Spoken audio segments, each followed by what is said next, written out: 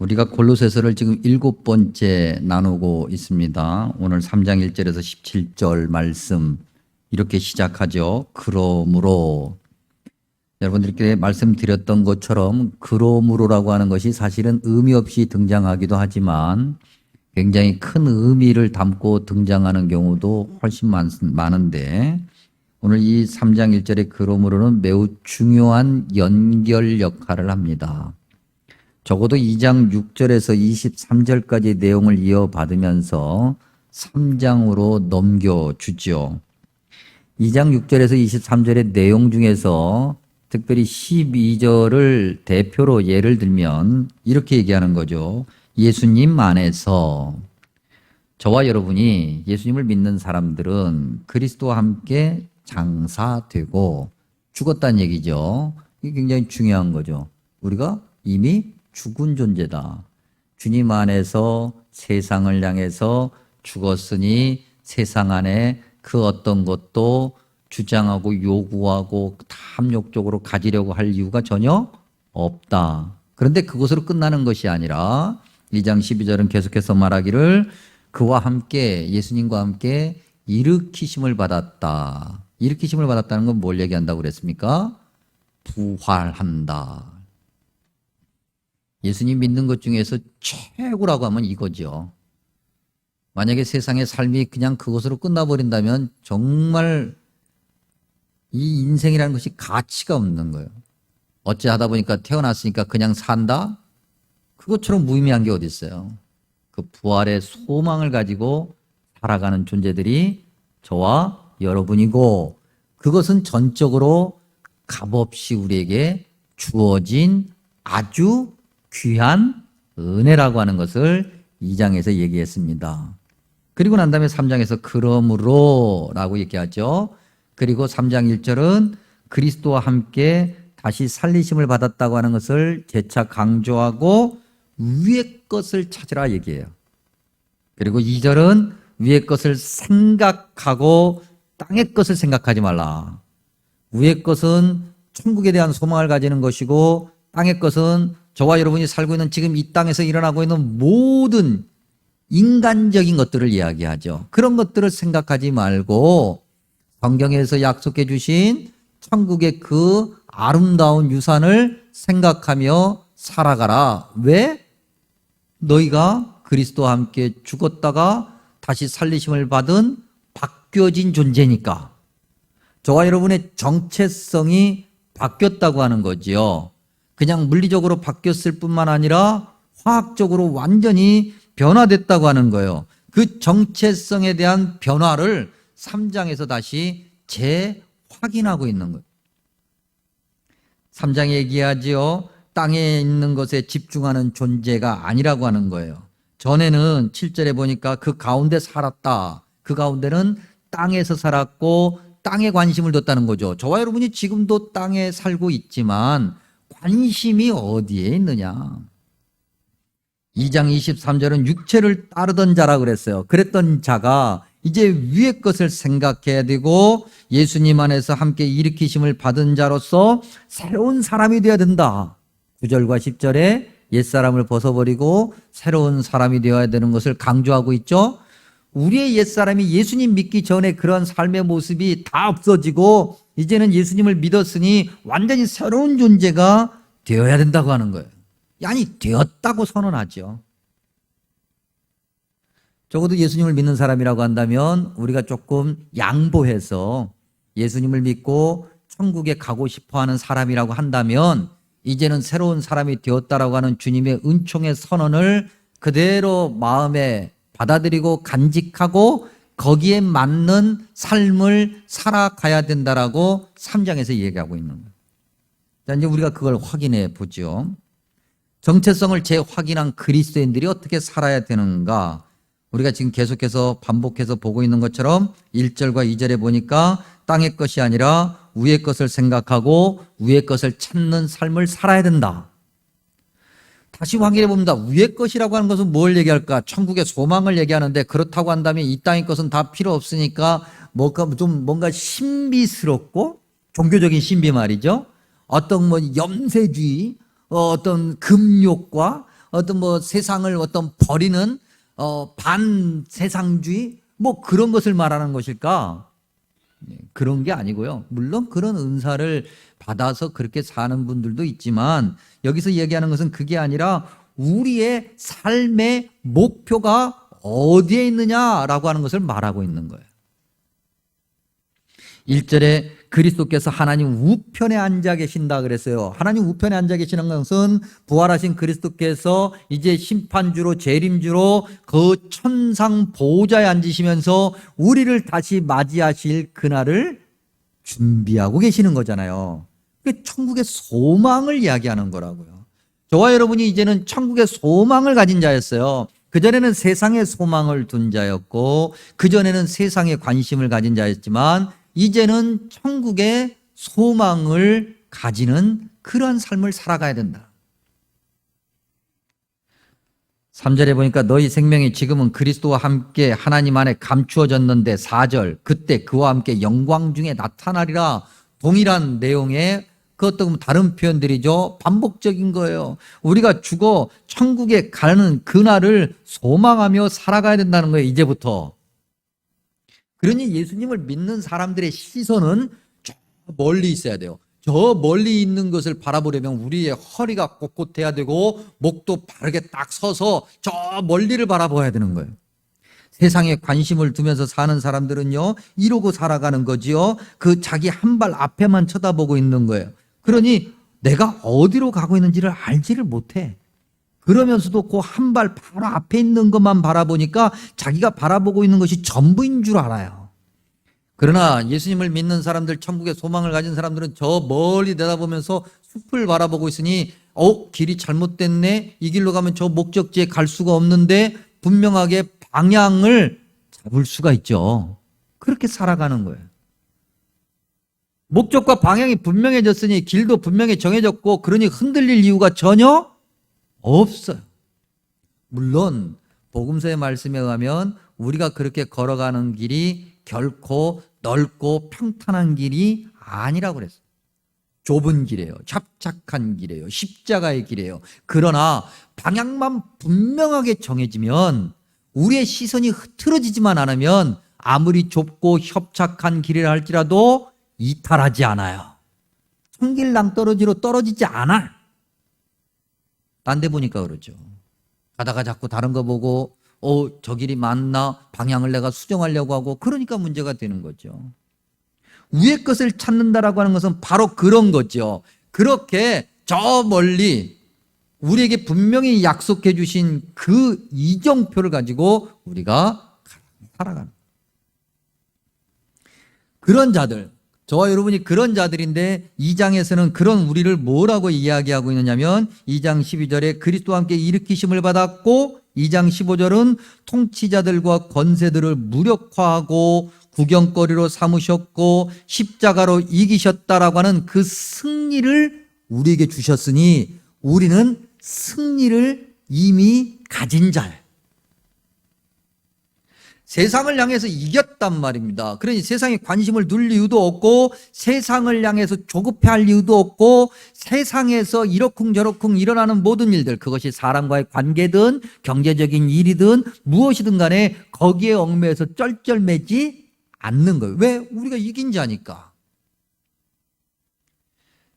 대표적으로 오늘 말씀 3장 13절에 뭐라고 얘기하냐면 누가 누구에게 불만이 있거든 서로 용납하여 피차 용서하라 그랬어요. 용서는 여러분 결코 쉬운 게 아니에요. 사실은. 용서는 쉬운 게 아니에요. 용서는 용서받을 자가 용서받을 준비가 되어 있어야 되고 용서는 그만큼 내 마음에 해결된 것들이 많아야 용서가 가능한 거예요. 근데 이때 이 용서가 우리가 일반적으로 얘기하는 그 용서라고는 약간 좀 뉘앙스라고 그러죠. 그게 좀 달라요. 3장 13절에 그 앞에 있는 용납이라고 하는 단어는요, 참고 견딘다라고 하는 거예요. 참고 견뎌내는 거예요. 조급하지 않아요. 쫌생이처럼 그렇게 살지 않아요. 잘 참고 잘 견뎌낼 수 있는 능력이 있어요. 성숙한 사람이에요. 그리고 용서한다라고 하는 것은 그렇게 성숙한 사람으로서 호의를 베푼다 그런 의미예요. 은혜를 베푼다.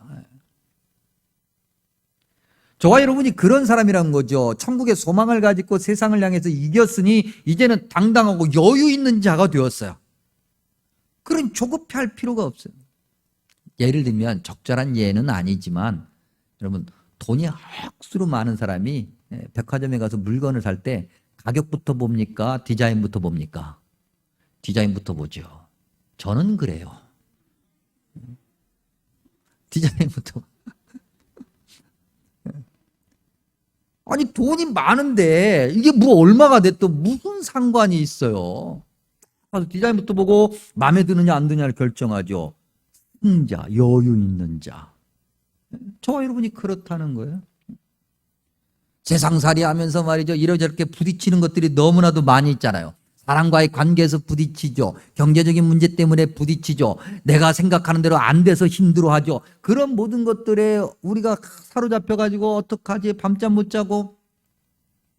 안 그래도 밤잠이 안 와. 저절로. 우리가 연약해서. 그런데 거기에 막 얽매여가지고 우리는 그래서는 안 된다는 거예요. 예수님 믿는 사람들은. 통이 커야 돼요, 여러분. 키 크다고 통 큰 거 아니라고 그랬어요. 통 커야 돼. 그래서 딱 멀리 바라본다. 저 멀리에 하나님께서 나에게 약속해 주신 것이 있으니 오늘 내가 결코 이 세상에 이루어지는 일에 쩔쩔매지 않으리라. 그래서 승자의 삶은요, 관대한 거예요. 여유 있어요. 배려심이 많게 됐어요. 바꿔서 배려심도 없고 쫌생이처럼 이기적으로 막 그렇게 살면은 그리스도께서 우리에게 주신 그 승리, 세상의 것을 모두 이기는 그 승리를 우리가 싼 곳으로 만드는 거예요. 보잘것없는 곳으로 만드는 거예요.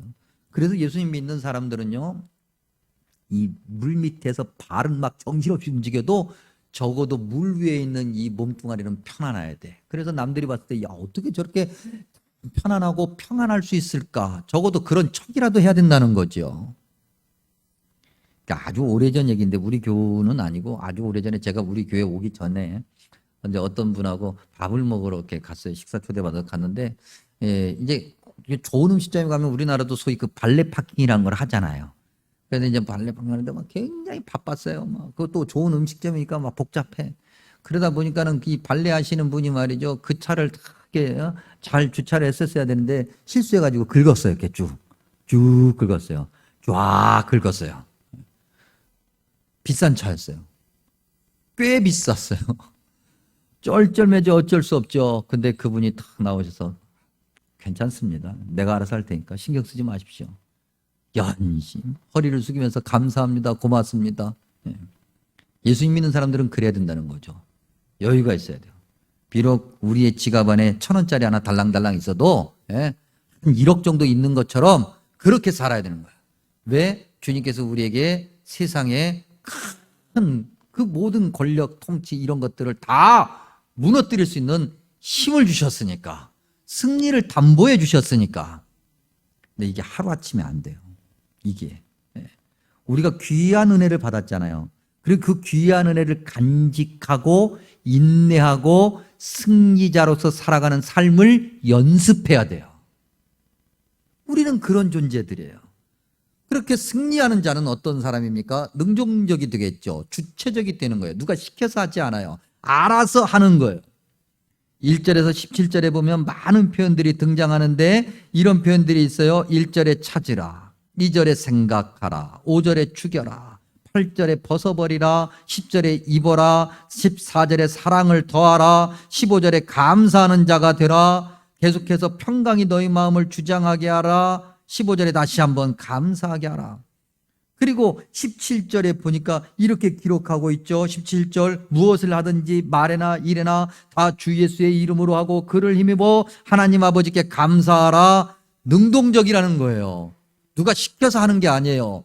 내가 알아서 하는 거예요. 내가 알아서 감사하고 내가 알아서 사랑하고 내가 알아서 세상의 모든 것들을 벗어버리고 내가 알아서, 누가 시켜서가 아니라.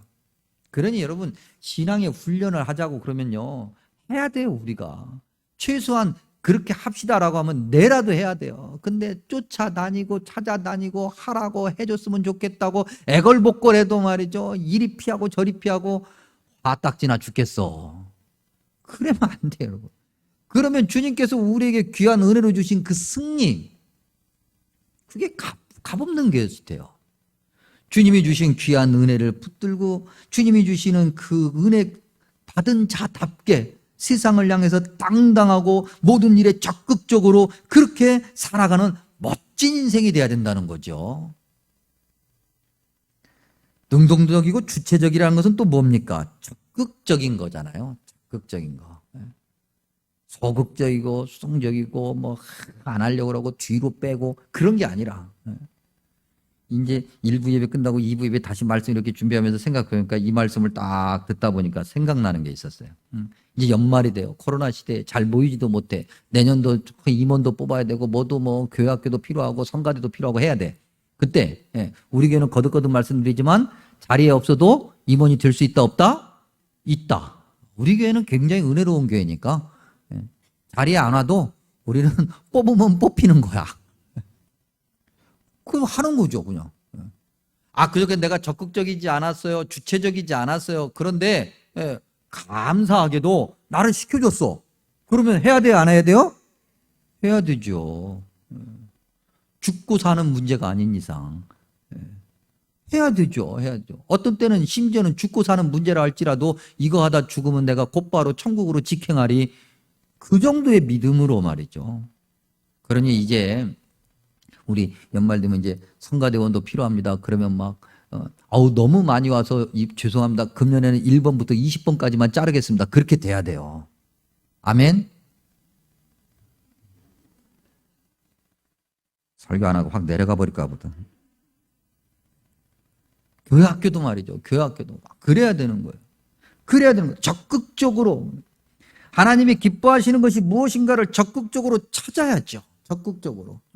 여러분들 하나님이 기뻐하시는 것이 무엇일까 한번 찾아봐야 되지 않겠습니까? 우리가 하나님을 어떻게 기쁘시게 해드릴 수 있겠어요? 뭐 돈 많이 벌어서? 우리가 뭘로 하나님을 기쁘게 해드릴 수 있을까요? 자, 무엇으로 하나님을 기쁘게 해드릴 수 있을까라고 생각해 본다면 부모와 자식 간의 그 비유로 돌아가면 금방 알 수 있어요. 여러분, 우리가 자녀들을 키우는 대부분의 부모님들이, 지금 여기 계신 대부분의 교우들이, 여러분, 자녀가 부모를 기쁘게 하는 것은 어떨 때예요? 여러분, 뭐 돈 많이 갖다 줘서 그것도 물론 기쁘죠. 그것도 물론 기쁜데 그거보다 더 기쁜 게 뭐예요? 부모 말 잘 듣는 거잖아요. 그리고 부모 앞에 있는 거잖아요. 한번 날 자식이 나가가지고 도대체가 한 달이고 두 달이고 어디가 있는지 알 수가 없으면 그건 효자라고 말하기가 어려워요. 효자는 어떤 사람이 효자예요? 부모가 그렇다고 인정해 주는 사람이 효자예요. 내가 효자라고 말할 수 있는 사람은 아무도 없어요. 부모가 그렇다고 인정해 주는 거죠. 부모가 원하는 것은 간단해요. 그냥 아주 작아요. 보잘것 없어요. 큰 거 아니에요. 어머니 아버지 제가 용돈 드리겠습니다 하고서는 한 번 딱 찾아가지고 한 1억 정도 드리고 난 다음에 한 10년 후에 다시 나타나. 그건 효자예요, 아니에요? 효자라고 말하기가 어려워. 우리가 하나님을 어떻게 기쁘게 해드릴 수 있을까? 적극적인 신앙의 모습을 가져야 될 건데 무엇을 해야 하나님이 기뻐하실까? 한 번이라도 예배 더 드리면 되죠. 그렇죠?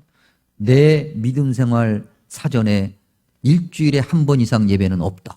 그런 생활 하지 마시고 예배에 더 적극적으로 참여하고 더 많이 가고 더 주님이 원하시는 자리에 가는 것. 헌금도 더 많이 하면 주님이 칭찬하시겠죠. 주님이 꼭 그 정도 돈 가지고 헌금이라고 하겠어. 그러시는 분은 아니니까. 그렇죠?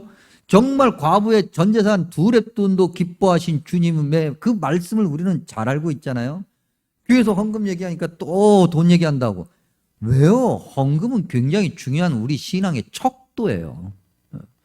하나님의 것을 먼저 생각하느냐 그렇지 않느냐의 기준이 거기에 있다고요.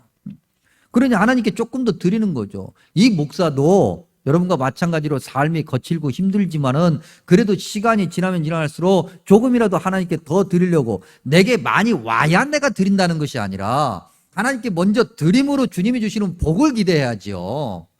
이런 신앙생활 적극적으로 말이죠. 성경도 더 읽어야죠. 더 대접해야 되고 더 나누고 더 섬기고. 여러분들 예전에 마니또 게임 해보셨죠? 마니또 게임 해보셨죠? 그런 것처럼 누군가의 어떤 수호천사가 돼서 내가 한 번이라도 저 사람을 기쁘게 해야지, 이런 어떤 신앙인의 적극적인 모습이 오늘 우리가 요구받는 믿음의 모습이라는 거예요. 그러므로 우리는 이제 구체적인 어떤 행동, 실천, 어떤 목록, 그런 걸 작성해야 되는데, 조금 더 구체적으로 성경이 뭐라고 말하냐면 5절에 보니까 죽여야 할, 먼저 우리가 죽여야 될 지체가 있어요. 우리 안에 있는 것들. 그런 것들을 좀 죽여가면서 주님이 원하시는 모습으로 좀 나아가야 되겠다. 5절에 보니까 땅에 있는 지체를 죽이라. 곧 음란과 부정과 사욕과 악한 정욕과 탐심이다 그랬어요. 사실 이 지금 언급되고 있는 이 단어들은 탐심이란 단어 안에 다 들어가는 거예요. 그리고 끝에 뭐라고 그랬어요? 탐심이 뭐라고요? 우상숭배다 그랬어요. 여러분, 이 탐심이란 단어가 어떤 단어냐면 이미 충분히 가지고 있는데 좀 더 가지고자 하는 갈망을 이야기해요.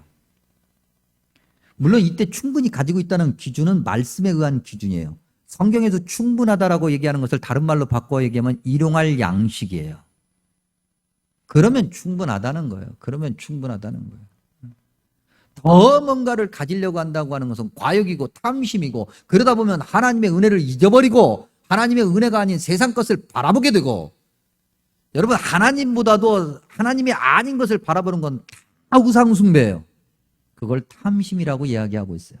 그것을 버려야 된다는 거죠. 그래서 오늘 저와 여러분이 적극적이고 능동적이고 영적인 승리를 거둔 자로서 우리가 해야 될 맨 처음은 우리가 버려야 될 것이 무엇인가, 내 안에 있는 탐심이 무엇인가 목록을 작성해 봐야 돼요. 또 8절에서 9절 한번 보죠. 8절부터 보면은 이렇게 말씀하고 있습니다. 너희가 이 모든 것을 벗어버리라. 곧 분함과 노여움과 악의와 비방과 너희 입에 부끄러운 말이라. 너희가 서로 거짓말을 하지 말라. 이거 버려야 돼요. 버려야 될 구체적인 목록도 세워봐야 돼요. 그래서 예수님을 믿는 사람들은 우리 뒤에도 나옵니다만 감사하는 말을 하고 감사하라고 그랬잖아요. 주님을 예배하고 주님을 찬양하는 자들은요, 그래서 모이면 늘 감사해야 돼요. 근데 모였는데 말이죠, 이렇게 저렇게 자꾸 부정적인 얘기가 나와. 뭐 그럴 수 있어. 우리가 연약하니까. 그래서 딱 부정적인 얘기가 나오면 그때 딱 시간을 재기 시작해요. 1분이 넘어가면요, 화제를 바꾸든지, 화제가 안 바뀌어지면 딴 데 가. 거기 있을 필요도 없어요. 우리가 그러려고 자꾸 노력을 해야 돼요. 애를 써야 돼요. 우리가 이제 입어야 될 것이 있어요. 구체적으로 우리가 적극적으로 능동적으로 우리가 취해야 될 것이 있는데 11절에서 14절까지 이야기하고 있는데 좀 길지만 제가 읽어보면, 거기에는 헬라인이나 유대인이나 할레파나 무할레파나 야만인이나 스구디아인이나 종이나 자유인이 차별이 있을 수 없나니 오직 그리스도는 만유시요 만유 안에 계시느니라. 그러므로 너희는 하나님이 택하사 거룩하고 사랑받는 자처럼 긍휼과 자비와 겸손과 온유와 오래 참음을 옷 입고, 누가 누구에게 불만이 있거든 서로 용납하여 피차 용서하되 주께서 너희를 용서하신 것 같이 너희도 그리하고 이 모든 것 위에 사랑을 더하라. 이것이 우리가 취해야 될 거예요. 특별히 여러분, 오늘 말씀이 11절에 보니까 차별이 있을 수 없다 그랬어요. 이때 이 차별이라는 단어가 11절에 원래 정확하게 그 단어 그대로 있느냐? 그건 아니에요. 그건 아닌데 의역을 하다 보니까 이 차별해서는 안 된다는 얘기를 했는데, 그 의역이 아주 정확한 의역이에요. 다시 한번 보면은 헬라인이나 유대인이나 할레파나 무할레파나, 종교적 차별을 얘기하는 거예요. 네? 심지어는 말이죠, 누가 믿음이 더 좋아, 누가 믿음이 안 좋아, 뭐 이런 것까지 딱. 그래서 우리가 예수님 믿는 사람들이 우리가 믿음의 백성으로서 구원받은 백성이라고 하는 것은 우리가 자긍심으로 가지고 있어야 되겠지만, 그렇지 않은 타 종교들을 말이죠, 예수 믿는 사람들이 막 뭐라고 하고, 그럴 필요 없어요. 여러분, 승자는 항상 뭐가 있다고 그랬어요? 여유가 있다고 그랬어요. 그러시냐고. 존중하고 배려하고. 그 다음에 등장하는 건 뭐냐면은 야만인이나 스구디아인이나 종이나 자유인. 이때 민족적, 종족적 어떤 차별과 그 다음에 사회 계층의 차별을 얘기해요. 여러분, 저는 이런 말씀 나올 때마다 저희 아이들 키우면서 부끄러웠던 경험들이 좀 있는데 그 중에 하나 이것과 관련돼서 제가 미국 유학 시절에 여러분들께도 한번 말씀드린 적이 있어요. 저희 집 반아이, 저희 집 큰아이를 놓고 얘기하다가 야, 그 네 반에 이런 아이 있잖아 라고 제가 설명을 했는데 뭐라고 설명을 했냐면 우리는 미국 7년 동안에 6년은 흑인 동네에 살았거든요. 그러니까 주로 아이들이 다 흑인 학교를 다녔어요. 그러니까 저희다 다 흑인 아이들인데 제가 뭐라고 표현했냐면 야, 그때 네 주변에 있었던 네 옆에 있었던 애 중에서 제일 까만 애 있잖아. 제가 그렇게 얘기했어요. 그 흑인들도 덜 까마신 분이 있고 아주 새까만 분이 있고 그렇거든요. 근데 제가 그렇게 표현을 했더니 이 아이가 듣고 그 아이가 누군지를 아는 거예요. 그러니까 아빠가 얘기하는 아이가 누군지를 얘가 알아요.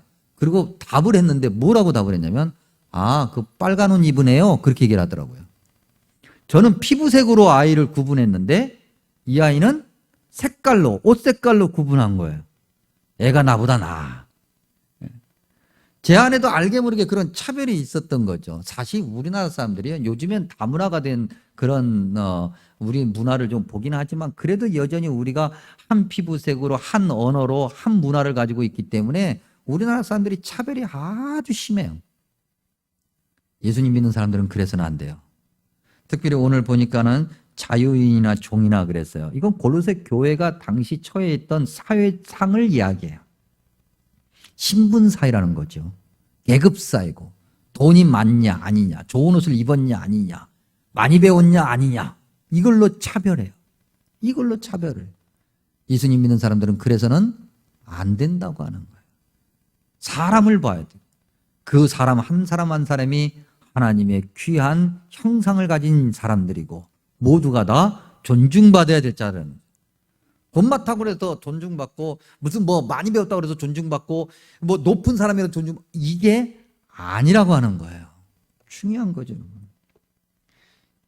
여러분 우리가 구한말이라고 그러죠. 아니면 또 조선 후기 선교사님들이 우리나라에 들어와서 복음을 전할 때 우리나라는 어떤 나라였습니까? 신분사회였잖아요. 양반과 쌍놈이 존재했었고 정말 이 어떻게 보면 이 계층이 확연하게 구분되는 그런 사회였는데 선교사들이 그걸 모르는 게 아니에요. 왜냐하면 딱 와서 딱 보면 알잖아요. 이 사람이 어떤 계층에 속해 있는 사람이라는 것은 외적으로도 드러나게 되어 있는 거예요. 특별히 대화를 하다 보면은 그 사람의 어떤 지식 수준도 금방 알 수 있어요. 그런데 선교사들이 와가지고 절대 차별하지 않았어요.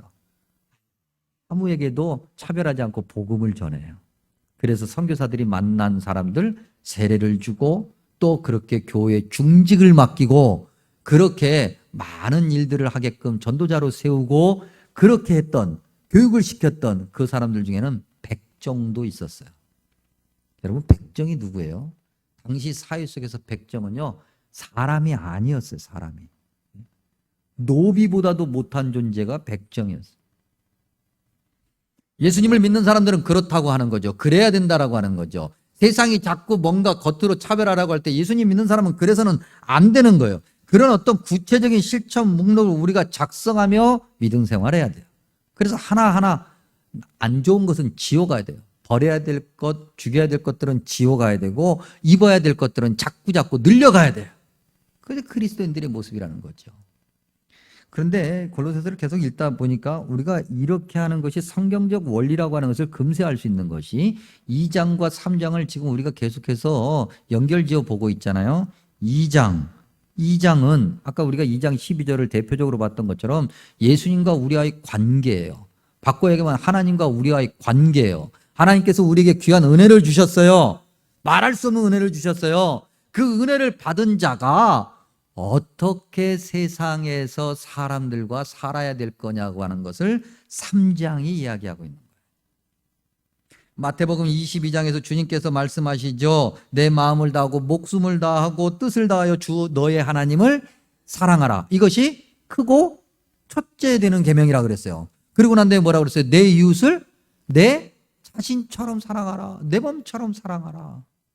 이 두 가지면 끝나는 거예요. 뭐 거기는 규례가 많고 무슨 뭐 조례가 많고 세칙이 많고 규칙이 많고 그럴 필요 없어요. 이 두 가지만 하면 끝나는 거예요. 사실은 이 두 가지도 못해서 문제잖아요. 하나님과의 관계가 먼저인 거예요. 모든 것이 다 하나님과의 관계인 거예요, 여러분. 그래서 하나님과의 관계가 안 되면 사람과의 관계, 세상의 관계도 안 되게 돼 있어요. 오늘날 우리가 이렇게 힘든 이유는 하나님과의 관계가 바르게 세워지지 못하기 때문인 거죠. 그래서 여러분 어려운 일이 있으십니까? 힘든 일이 있으십니까? 그러면 뭐부터 해야 돼요? 하나님과의 관계부터 점검해야 되겠죠. 하나님과의 관계를 점검하려면 어떻게 되겠습니까? 와서 기도해야죠. 기도해야죠. 하나님, 내가 무엇이 잘못됐습니까?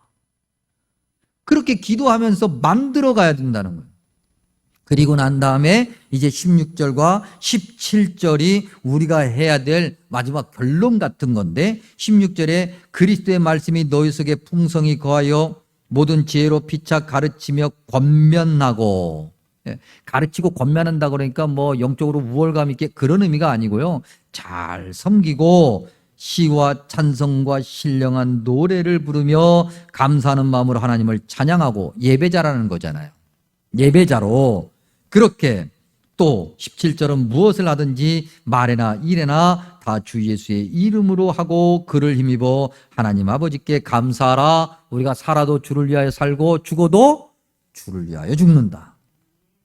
이것이 저와 여러분의 삶이에요. 이렇게 살아야 돼요. 이것이 가장 먼저예요.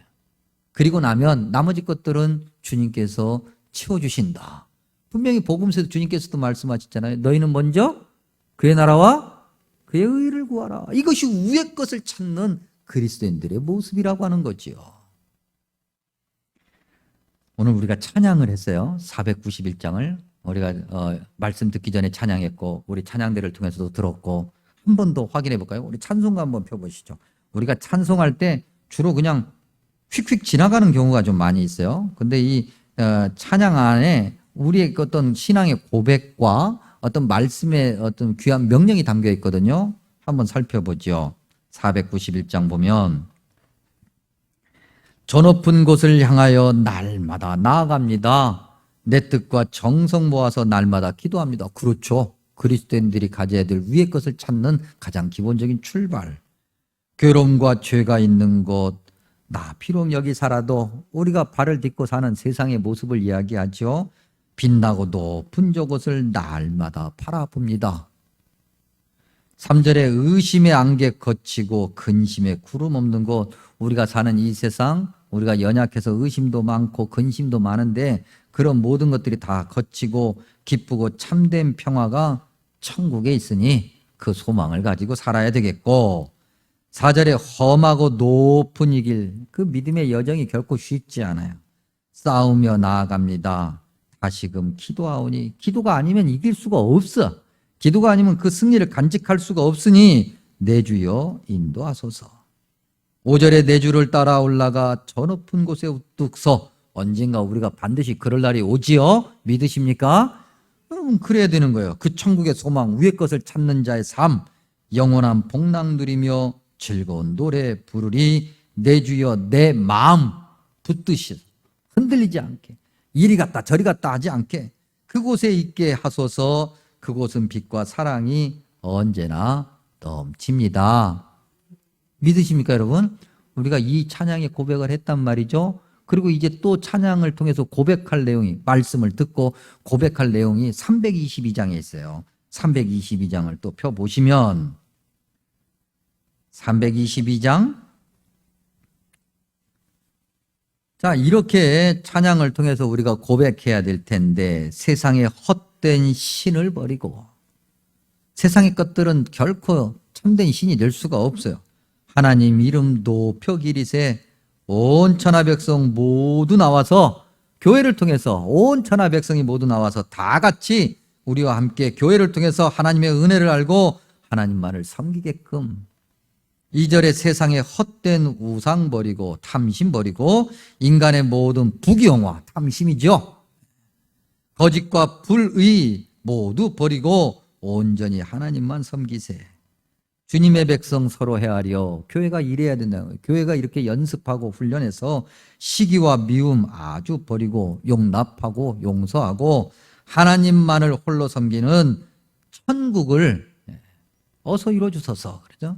우리는 천국을 이미 소유한 백성으로 살아가니 이미 천국을 누리며 살고 있는 것이고 궁극적인 천국을 향해서 가고 있는 자니 아직 천국을 온전히 가지지는 못했으나 그 믿음의 확고한 여정을 약속받은 여정을 가는 사람들이라는 거예요.